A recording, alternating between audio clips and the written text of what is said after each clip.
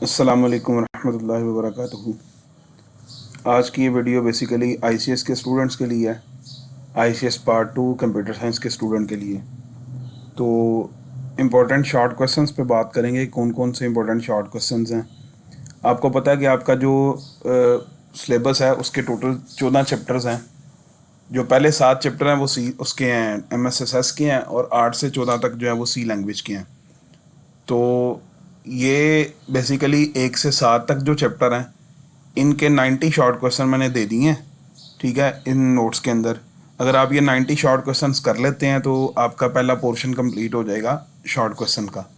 उसके बाद फिर जो शॉर्ट क्वेश्चन है वो तकरीबन 125 शॉर्ट क्वेश्चन है, जो 7 से 14 तक चैप्टर्स के लिए है। 100-125 शॉर्ट क्वेश्चन है तकरीबन। अगर वो आप कर लेंगे तो आपके सी लैंग्वेज के 2 पोर्शन जो शॉर्ट क्वेश्चन के हैं वो कंप्लीट हो जाएंगे। तो ये शॉर्ट क्वेश्चन आप लोग देख लें, ठीक है। मैं वन बाय वन आपको बताता जाता हूँ कि कौन कौन से शॉर्ट क्वेश्चन आपने करने हैं। इन पे आप अपनी बुक पे टिक लगवा लें, या ये नोट्स से आपने करने हैं तो इन नोट से भी आप इसको शॉर्ट क्वेश्चंस को रेडी कर सकते हैं।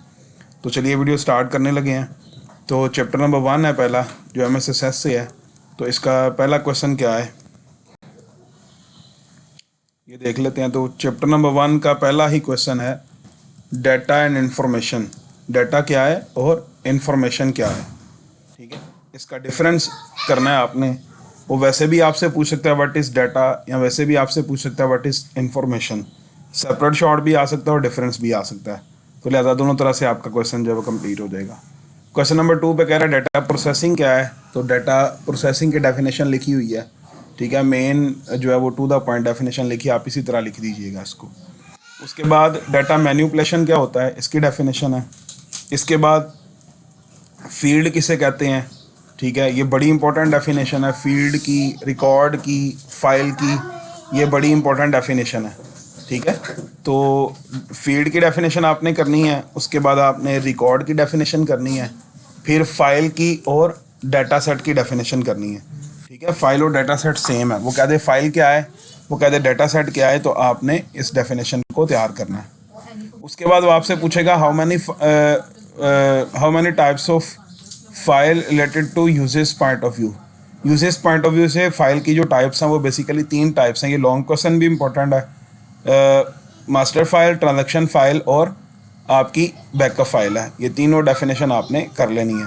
ये लॉन्ग क्वेश्चन भी है। अच्छा, जो स्कीम है आपकी वो इंशाल्लाह मैं वीडियो के लास्ट पे आपके साथ स्कीम भी शेयर करूँगा कि जो सी लैंग्वेज से आपको कौन कौन से चैप्टर से क्वेश्चन आएगा, और आपके जो एमएसएसएस है उसमें से कौन कौन से लॉन्ग क्वेश्चन और यानी किस किस चैप्टर से आएंगे, और कौन कौन से क्वेश्चन जो है वो बड़े इंपॉर्टेंट है, वो आपने तैयार कर लेने हैं, ठीक है। तो ये वीडियो को आप कंप्लीट देखिएगा। इसके बाद वो कहता है जी, जो फाइल की टाइप है वो फंक्शन पॉइंट ऑफ व्यू से वो 2 है, प्रोग्राम फाइल है, डाटा फाइल है। तो ये डिफरेंस भी पेपर में आता है कि प्रोग्राम फाइल क्या है और डाटा फाइल क्या है। ये दोनों का आपने डेफिनेशन ही लिख देनी है और डिफरेंस भी आपका हो जाएगा। फिर फाइल ऑर्गेनाइजेशन, फाइल को ऑर्गेनाइज करते हैं 3 तरह से, डायरेक्ट और random file, sequential file, direct और रैंडम फाइल, और इंडेक्स सिक्वेंशियल फाइल। डायरेक्ट और रैंडम फाइल की डेफिनेशन लिखी हुई है। इसके बाद इंडेक्स सिक्वेंशियल फाइल की डेफिनेशन है। फिर डाटाबेस क्या होता है, डाटाबेस की डेफिनेशन आपने करनी है। डाटाबेस मैनेजमेंट सिस्टम किसे कहते हैं, और डाटाबेस सिस्टम क्या और इसके कंपोनेंट क्या हैं। डाटाबेस डीबीएमएस क्या होता है, इसकी डेफिनेशन करनी है। डाटा इंटीग्रिटी की डेफिनेशन आ गई। इसके बाद डाटा डिक्शनरी कैसे कहते हैं, और डाटा रिपोजिटरी, ठीक है। ये पहले चैप्टर के शॉर्ट क्वेश्चन हैं जितने भी टिक लगा रहे हैं आप लोग। Define database, database Curie language, ठीक है। डाटाबेस क्यूरी लैंग्वेज, ठीक है। ये आपने इसकी डेफिनेशन करनी है। इसका यूज़ क्या है, तो ये मैंने यूज़ भी लिख दी है। क्रिएट, टेबल को क्रिएट करने के लिए, अपडेट करने के लिए, डिलीट करने के लिए। अगर वो सिर्फ यूज़ पूछे तो आप ये लिख देंगे। अगर वो डेफिनेशन पूछता है डाटाबेस क्यूरी लैंग्वेज क्या है, तो आप पूरी डेफिनेशन लिख के प्लस इसके यूज़ भी लिख दें। तो दोनों तरह से सवाल जो है वो आपका कंप्लीट हो जाएगा। डाटा रिडंडेंसी क्या होता है, ठीक है। तो इसकी डेफिनेशन करनी है। डाटा इनकन्सिस्टेंसी क्या है, ठीक है। जब डाटा रिडंडेंसी होती है तो हमने एक पढ़ा हुआ है कि डाटा इनकन्सिस्टेंसी की प्रॉब्लम भी हमें फेस करना पड़ती है। फिर फाइल प्रोसेसिंग सिस्टम में और डाटाबेस में फ़र्क क्या है, तो डाटाबेस की डेफिनेशन आपने ऑलरेडी की हुई है, वो डेफिनेशन लिख दें, और फाइल प्रोसेसिंग की भी डेफिनेशन लिख दें। डीडीएल क्या है, ठीक है। उसके बाद डाटा डेफिनेशन लैंग्वेज, ये गलती से मिसप्रिंट हुआ है, डाटा डेफिनेशन कर लेते हैं। डेटा डेफिनेशन लैंग्वेज और DML डाटा मैनिपुलेशन लैंग्वेज। ठीक है, ये दोनों डेफिनेशन पेपर के पॉइंट ऑफ व्यू से इम्पोर्टेंट है। इसके बाद DCL क्या है, डाटा कंट्रोल लैंग्वेज, इसकी डेफिनेशन भी आपको आनी चाहिए। डाटा इंडिपेंडेंस क्या होता है, या वो कह सकते हैं what is the use of index in file, file के अंदर इंडेक्सेस का क्या यूज़ है, इसकी डेफिनेशन भी पता होनी चाहिए। फाइल ऑर्गेनाइजेशन क्या होता है, ये फाइल ऑर्गेनाइजेशन की डेफिनेशन आपने करनी है। और हमने पढ़ा था कि फ़ाइल को ऑर्गेनाइज करने के 3 तरीके हैं, एक आपका सिक्वेंशियल फाइल है, डायरेक्ट और रैंडम फाइल है, और एक आखिरी था इंडेक्स सिक्वेंशियल फाइल। ये हमने 3 तरीके से इसकी फाइल को ऑर्गेनाइज करने के तरीके समझे थे। अब चैप्टर नंबर 2 पे जा रहे हैं, और चैप्टर नंबर 2 पे वो आपसे सवाल पूछता है टेबल क्या होता है या रिलेशन क्या होता है। ठीक है, टेबल और रिलेशन के डेफिनेशन सेम है, टेबल और रिलेशन के डेफिनेशन सेम है।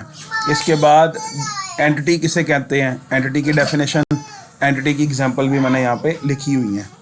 इसके बाद वो कह रहा है जी टेबल की या रिलेशन की प्रॉपर्टीज़ क्या हैं, टेबल की और रिलेशन की प्रॉपर्टीज़ क्या हैं। तो आपने ये प्रॉपर्टीज़ जो है वो 4 प्रॉपर्टी लिखी हुई हैं, आपने सिर्फ इसको लिख देना। उसके बाद व्यू क्या है, ठीक है, ये पहली जो डेफिनेशन है ये व्यू की है, ये दोनों में पर्पस ऑफ व्यू लिखा हुआ है।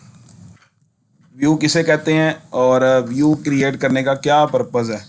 ठीक है, तो ये आपने इस तरह से इसको डेफिनेशन को कंप्लीट कर लेना। उसके बाद की किसे कहते हैं, प्राइमरी की डेफिनेशन।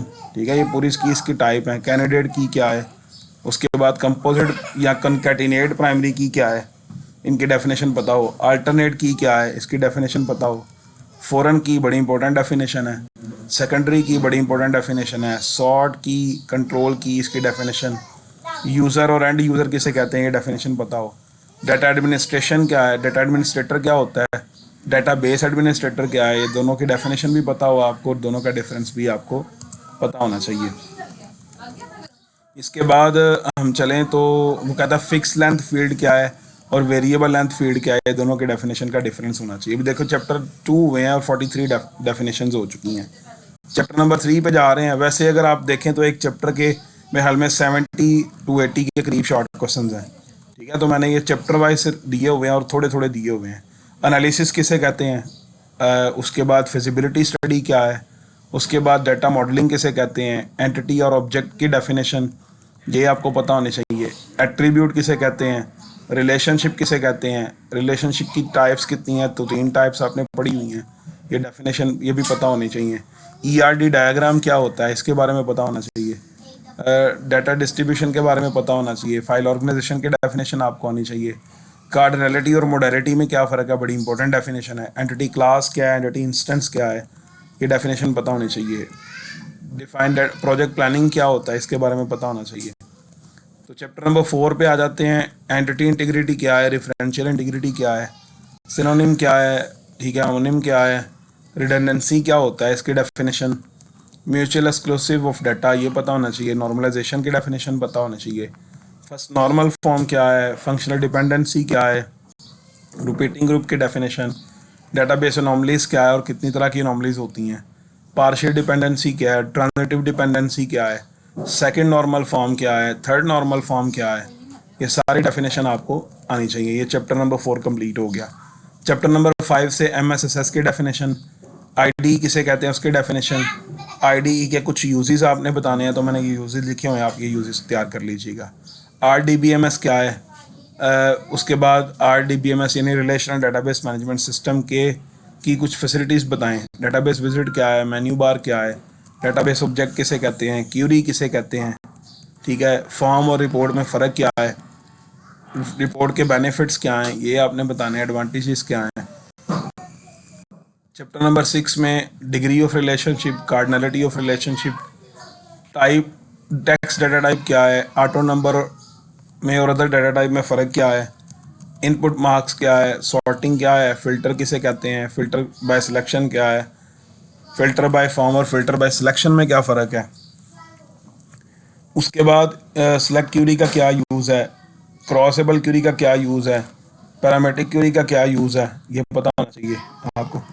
उसके बाद चैप्टर नंबर जो है वो 7 शुरू हो रहा है। फॉर्म किसे कहते हैं, फॉर्म के यूज़ क्या है, टेबुलर फॉर्म क्या है, डाटा शीट फॉर्म क्या है, चेक बॉक्सेस क्या है, चेक बॉक्स में लिस्ट बॉक्स में क्या फ़र्क है, रेडियो बटन का क्या यूज़ है, चेक बॉक्स में और रेडियो बटन में क्या फ़र्क है, सब फॉर्म किसे कहते हैं, रिपोर्ट किसे कहते हैं, फॉर्म और रिपोर्ट में फ़र्क क्या है। कुछ क्वेश्चन जो है वो रिपीट भी हो रहे हैं, ठीक है, वो रिपीट वाले एक दफ़ा जो आपने याद किया वही लिख सकते हैं आप। अब ये आपका चैप्टर नंबर 8 शुरू हो गया जो कि सी लैंग्वेज से, और मैंने आपको पहले भी बताया था कि सी लैंग्वेज से आपका जो है वो तकरीबन 47 टू 48 मार्क्स का पेपर जो है वो बोर्ड में आता है। लिहाजा सी लैंग्वेज को बड़े ध्यान से तैयार कीजिएगा। तो सी लैंग्वेज का पहला क्वेश्चन, सॉफ्टवेयर क्या है, प्रोग्रामर किसे कहते हैं, मशीन इंडिपेंडेंस क्या होता है, केस सेंसिटिव क्या होता है। उसके बाद जो सी लैंग्वेज है या हाई लेवल लैंग्वेज है, इसके फीचर्स क्या हैं ये नाम पता होने चाहिए। प्रोग्रामिंग लैंग्वेज क्या होती है, असेंबली लैंग्वेज क्या है, मशीन लैंग्वेज क्या है, हाई लेवल और लो लेवल में फ़र्क क्या है, हाई लेवल लैंग्वेज में लो लेवल लैंग्वेज में फ़र्क क्या है, ये फ़र्क बताओ। उसके बाद लैंग्वेज प्रोसेसर क्या है और उसकी कौन कौन से टाइप्स हैं, कंपाइलर क्या है, असेंबलर क्या है, इंटरप्रेटर क्या है, सोर्स कोड किसे कहते हैं, ऑब्जेक्ट कोड किसे कहते हैं, टर्बो सी प्लस प्लस क्या है, लिंकिंग किसे कहते हैं, प्रोसेस ऑफ लिंकिंग। उसके बाद एक प्रोग्राम को बनाने के लिए नेसेसरी स्टेप्स कौन कौन से, ये नाम पता होने चाहिए। बेसिक स्ट्रक्चर क्या है प्रोग्राम का, ये पता होना चाहिए। इंक्लूड प्री प्रोसेसर क्या है, डिफाइन प्री प्रोसेसर क्या है, हेडर फाइल किसे कहते हैं, और प्री प्रोसेसर में हेडर फाइल में फ़र्क क्या है, ये फ़र्क पता होना चाहिए। मेन फंक्शन किसे कहते हैं, इसका सिंटैक्स क्या है, सी स्टेटमेंट क्या है, बग एंड डिबगिंग में क्या फ़र्क है, सिंटैक्स एरर क्या है, लॉजिकल एरर क्या है, रन टाइम एरर क्या है, कौन सा एरर ऐसा है जिसके फाइंड करना मुश्किल है, तो लॉजिकल एरर सबसे मुश्किल है फाइंड करना। डेलीमीटर किसे कहते हैं, अनस्ट्रक्चर प्रोग्रामिंग और स्ट्रक्चर प्रोग्रामिंग में क्या फ़र्क है। ये चैप्टर नंबर 8 आपका यहाँ पे कंप्लीट हो गया। चैप्टर नंबर 9 पर जाएँ तो आइडेंटिफायर किसे कहते हैं, आइडेंटिफायर के रूल्स क्या हैं। उसके बाद स्टैंडर्ड आइडेंटिफायर क्या है, यूज़र डिफाइन आइडेंटिफायर क्या है, इनकी एग्जांपल भी आपने लिखनी है सबकी। कीबोर्ड क्या है, कीवर्ड क्या है, कीवर्ड में का दूसरा नाम रिजर्व वर्ड है, ठीक है, तो ये डेफिनेशन भी आपको फ़र्क पता होना चाहिए। रिजर्व वर्ड और कीवर्ड सेम है। वेरिएबल किसे कहते हैं, वेरिएबल डिक्लेरेशन क्या है, वेरिएबल डिक्लेरेशन में और डेफिनेशन में क्या फ़र्क होता है। इंटीजर डाटा क्या होता है, वेरिएबल इनिशियलाइजेशन क्या है और क्यों ज़रूरी है वेरिएबल को इनिशियलाइज करना, ठीक है। गार्बेज वैल्यू क्या होती है, कांस्टेंट में और वेरिएबल में क्या फ़र्क है। उसके बाद करेक्टर कांस्टेंट क्या है और स्ट्रिंग कांस्टेंट क्या है। करेक्टर डाटा टाइप किसे कहते हैं, यूनरी ऑपरेटर, बाइनरी ऑपरेटर क्या होता है, डाटा टाइप क्या होती है और उसकी कितनी टाइप्स हैं ये पता होनी चाहिए। यूज़र डिफाइंड डाटा टाइप क्या है, स्टैंडर्ड डाटा टाइप क्या है, ठीक है। आपने कोई 3 डाटा टाइप बतानी है और वो मेमोरी में कितनी स्पेस लेती है, जैसे इंट 2 बाइट है, फ्लोट जो है वो 4 बाइट लेता है, करेक्टर 1 बाइट लेता है, तो ये आपको इस तरह ही लिखना है। अरिथमेटिक अंडरफ्लो ओवरफ्लो का कॉन्सेप्ट क्या है, ऑपरेटर क्या होता है, ऑपरेटर की कितनी टाइप्स हैं, असाइनमेंट और स्टेटमेंट क्या है, कंपाउंड असाइनमेंट स्टेटमेंट क्या है, कंपाउंड असाइनमेंट ऑपरेटर किसे कहते हैं, इंक्रीमेंट ऑपरेटर क्या है, डिक्रीमेंट ऑपरेटर क्या है। उसके बाद कंपाउंड कंडीशन किसे कहते हैं, एंड और नॉट ऑपरेटर क्या होता है, ठीक है। उसके बाद आपका ऑपरेटर प्रेसिडेंस किसे कहते हैं, एक्सप्रेशन किसे कहते हैं, टाइप कास्टिंग क्या होता है, explicit type casting, implicit type casting में फ़र्क क्या होता है, कमेंट क्या होता है, कमेंट का क्या यूज़ है, कमेंट कितनी तरह के होते हैं, सिंगल लाइन कमेंट क्या है, मल्टी लाइन कमेंट क्या है, इसका सिंटैक्स भी आपको पता होना चाहिए। लें जी, 2 चैप्टर कंप्लीट हो गए सी लैंग्वेज के। चैप्टर नंबर 10 आ गया, स्टैंडर्ड इनपुट किसे कहते हैं। इंपॉर्टेंट फंक्शन फॉर इनपुट जो है वो नाम लिखने हैं आपने। स्टैंडर्ड आउटपुट क्या होता है, इंपॉर्टेंट फंक्शन फॉर आउटपुट क्या है, प्रिंट फंक्शन क्या है, कंट्रोल स्ट्रिंग किसे कहते हैं, फॉर्मेट स्पेसिफायर क्या होता है, फीड विड्थ किसे कहते हैं, स्केप सीक्वेंस की डेफिनेशन आपने करनी है। गेट सी एच फंक्शन जो है, गेट सी एच ई में फ़र्क क्या है, ठीक है। क्लियर स्क्रीन फंक्शन क्या है, इम्पर्सन साइन क्यों यूज़ करते हैं स्कैन एफ में, ये पता होना चाहिए। साइज ऑफ फंक्शन क्या है, ठीक है। उसके बाद गेट्स फंक्शन पुट्स फंक्शन में क्या फ़र्क है, स्कैन एफ फंक्शन की डेफिनेशन। ये आपका चैप्टर 10 कंप्लीट है। चैप्टर नंबर 11 है कंट्रोल स्ट्रक्चर, उसकी टाइप्स। सिलेक्शन स्ट्रक्चर क्या है, इफ स्टेटमेंट क्या होती है, सिंटैक्स के साथ पता होना चाहिए। कंपाउंड स्टेटमेंट क्या है, इफ एल्स स्टेटमेंट क्या होती है। उसके बाद स्विच स्टेटमेंट क्या है। उसके बाद आपका जो है वो आ जाता है कि अगर आप जो है जो ब्रेक स्टेटमेंट है उसके अंदर अगर आप